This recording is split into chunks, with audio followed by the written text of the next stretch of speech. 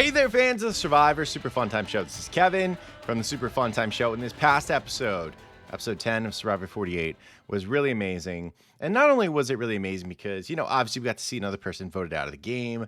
Somebody that, although I love them, I expected them to go out for quite a while. So the game moves forward. We're down to the final 7, which means we're getting very, very exciting in our territory here. And I got to go to the Bryson Wen watch party in Philadelphia, which is amazing. Star was there, Mary was there, Kyle was there, Gabe from 47, Mariah, Lindsay from 43. I mean, it was a lot of really awesome stuff. But getting into the actual recap of the episode, there's a few kind of key things to really talk about. We're going to try to keep this one as short and sweet as we possibly can. But it's Survivor, and we love to yap about these things. So inevitably, I'll probably talk a little bit more than I probably should. But before we get into that, make sure you hit the subscribe button so you can see more videos from the channel as they're uploaded and you get those notifications right away. Super easy. It's like tree mail. All right, getting into the episode, really this starts off, we're reeling from David being voted out. And the previous week, Mary lost another ally. Mary is the kryptonite of trying to move forward in this game. Somehow she continues forward. She marches on to Moscow. I don't know how she does it. All of her allies are dying around her in the tundra. That's essentially what Mary's game has been at this point. But somehow, Frostbite has not taken her out. Really, she's lost everyone, and she illustrates this. She lost Stephanie, she lost Kevin, she lost David right there, and she's on her own. And it's fascinating because Mary is a dangerous player because she has the right people skills, to talk with folks, socially, she's in it. She's good, got a good personality, she's got a good strategic mind. What she was telling David actually made a lot of sense. Unfortunately, how the message got across from David to everyone else, it didn't go the greatest, so that's why it just didn't work out. But Mary's a very dangerous player. She can try to rally people around. The question is, will everyone smell the stink of desperation off of Mary, or will they think it's actually a proposal that could help? Someone who looks like they were possibly buying into it a little bit was Camilla. Because Mary's trying to rally other people at the bottom, and Camilla is also trying to rally to some degree. Because, obviously she wants to move forward in the game, and she sees a strong 4 alliance of Joe, Eva, Shauhin, and Kyle.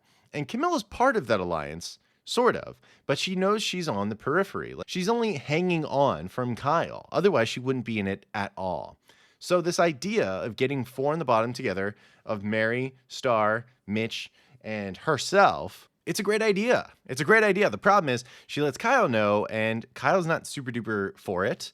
And it involves drawing rocks, which not everyone is for it, and eventually falls apart anyway because Mitch, who some would say is ruining the season, which I obviously would not. I don't think there's anything being ruined by the season. It's a little bit of a steamroll. Mitch is not playing probably as aggressively as it seems, but apparently he did not trust Star. And if he didn't trust Star, and he didn't trust Mary, or Mary didn't trust Star, then there's really nowhere to go with that foursome. The foursome has nowhere to go. And then it's just a matter of which one of you 4 gets to suckle at the teat of the big 4. And that's mostly what gets worked out in this episode. Because it really does seem like there's a locomotive named Joe that is just plowing through the game. And this is something I'm very proud to say. In preseason, I suspected that Joe would just be a professional at this game. And he is. Not exactly as I expected it would be, but for the most part, he's running through it. Immunities are helping, obviously, but it doesn't seem like it's just immunities that are doing this. He's got incredible power. He's consolidated. He's got Eva, who's got tons of weapons, and she's not going to turn on him anytime soon. So he's just running right through. And Eva, no one's even throwing out Eva's name. Star's the only one that threw out her name at any point.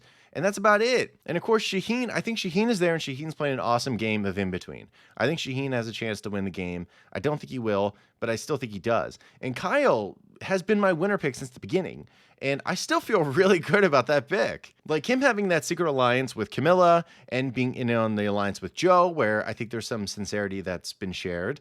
I think he's in a really good spot. And the problem is I think everyone else outside of that 4 are not in good spots, except for Camilla.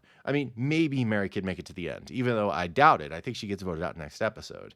Maybe Mitch could make it to the end, but purely dragged there as a goat. Like he would be, Jake O'Kane from 45. Lovable, but unfortunately, You're going to get a goose egg amount of votes. You're going to be the next Ben Katzman, my man. And Star, of course, gets voted out this episode, which is heartbreaking because Star is a lovely human being.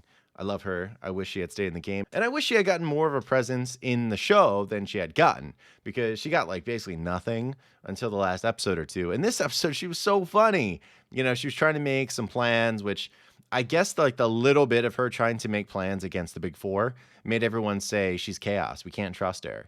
Or Joe calling her kryptonite, which I don't fully understand what Joe meant by that, of saying like, well, you know, Star's my personal kryptonite. And I, you know, my friends at home are going to be like, wow, they put him with that one.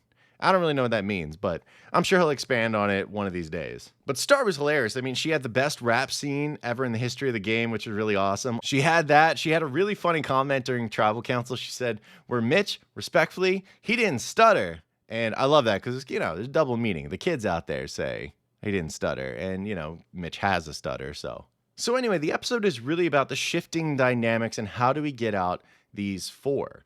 And really, it kind of gets slammed in their face when Joe wins immunity. As soon as Joe wins immunity and avoids the big high def, slow-mo bee buzzing around his eyes, I mean, the idea of like Mary, Star, Mitch, and Camilla banding together to take him out, it was never going to happen. And it doesn't seem like they want to take a shot at Eva. I don't know if they're afraid of Eva's idol. I'm not sure exactly what it is, but Eva ended up being really safe, and they just kind of abandoned the idea. And they're like, okay, well, now it's Mary or Star, which is kind of wild. And part of that's because like Mitch believes that he's part of the 6, which is crazy because there's 8 people left, so there's no 6.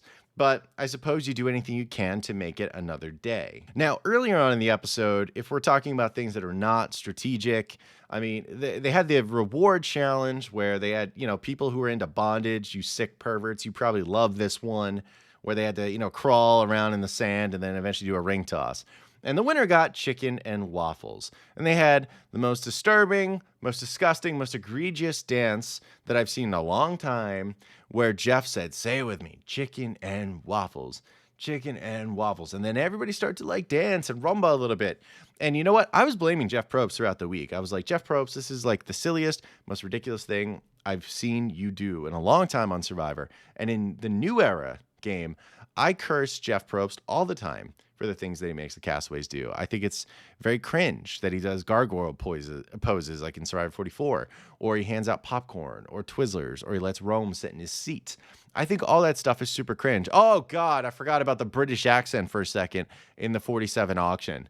Oh my God, where does it stop? He can't help himself. Now, with the chicken and waffles dance, I did not like it, but then I realized upon instant replay of the episode, it was actually Shauhin that made the really, really, really cringy song that made it much worse.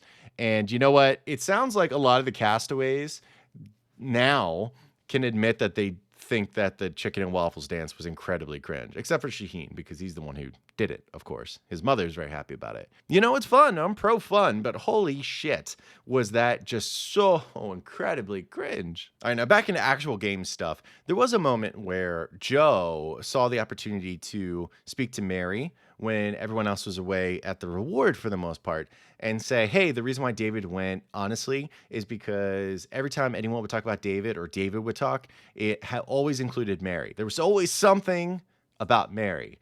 And Mary, of course, is like receiving the idea that she's responsible for David being voted out. She's the one who was manipulating David and eventually got him ousted out of the game. She seemed to not receive that super duper well. Now, I will say from like her confessional, she said like, well, you know, it's basically mismanagement. Like, how could you expect me to vote for you? Why are you sitting there and telling me all these things? And it's funny because I think if Joe makes it to the end of the game and Mary's sitting there on the jury, she's going to know that's probably the truth. And she's going to probably be more open to voting for Joe than she said right there. Now, I don't know if that's going to be the case or not, right? But I think that he kind of was being straight up with her. I mean, no matter what. I mean, I'm not saying it's the greatest idea in the world, but I'm not going to say it's the worst idea in the world either. But kind of like David, I think you want to massage these things a little bit. So kind of like a pulse update, power ranking. I mean, I feel really good about my pick, Kyle, of winning the game. I think, you know, he won the reward challenge. He's shown he's in the mix. Camilla's still very much on his side. He's very much on Joe's side. He's in pole position to make huge moves. Him and Shauhin in particular are really in good spots. I feel great about him as my 1. Eva is up there as my like 2/1, and that's mainly because of her advantages. I don't think she's going to win the game at this point. I think she's a good candidate to get blindsided, truthfully. I don't think it's going to happen. Now, 3, that's definitely where I have Joe. I think Joe even probably has a better shot than Eva, but he doesn't have the advantages that Eva's does. And then down the line, it just gets worse and worse. Like I'd probably say Shauhin is next. Then I would say probably Camilla, and then finally we'll go to like Mitch, maybe. And that's pretty much it. Like I don't think Mitch has a shot to win the game. I think he can make the finals to be kind of dragged along. I think that's kind of been his story up to this point. Aside from hitting every long jumper humanly possible, I think unfortunately he's going to be the GOAT at the end. The bad GOAT, not the good GOAT. But I'm going to miss Star, man. Star was super awesome. I thought she was really funny. She was someone in the preseason I thought was going to get kicked out really quickly from the Logi tribe, but they like never lost. So there really was no opportunity for that. I mean, I think people will look back and remember a really awesome personality, someone who was a huge presence, even when they don't necessarily present all the time. And I think people are going to look back and they're going to say, why the hell did you give your idol to Eva, Star? Like, why did you do it? Was it just peer pressure? Were you caught up in the moment of what had happened at the challenge with Joe and Eva announcing her autism to everyone? In a way, it made sense. You're like, okay, well, you can make friends with Eva. Everyone knows about the idol now, and everyone knows about Eva having the idol. But apparently this is the season where it doesn't matter if you have a public idol, because no one is taking a shot at the person with the public idol. So if Star had it, would it be a different story? I don't know. But what I do know is the person with the idol is not having any kind of attention their way, apparently. So she might as well have kept the idol. But Star was a riot, and especially when I met Star, I mean, she was lovely. What a great lady, and she went out really well. Really looking forward to what's coming ahead. Thankfully, we have another chaotic episode where I think, I mean, based on the previews, looks like Mary's like, I have one more thing up my sleeve, which I think that means she's going to get voted out. That's my guess. I don't think it's going to go well for her, which is a shame. She's cool, but I just don't think it's her game. I think the Strong Four have quite the stranglehold on it. So I think we're going to see Mary go and Mitch kind of be dragged to the end. And who knows, maybe Camilla and Eva following that with, you know, a big duke out at the end. It's going to be super exciting. But that's going to do it for the video. Thank you so much for watching. I hope you have an absolutely amazing rest of your day. You take care and goodbye.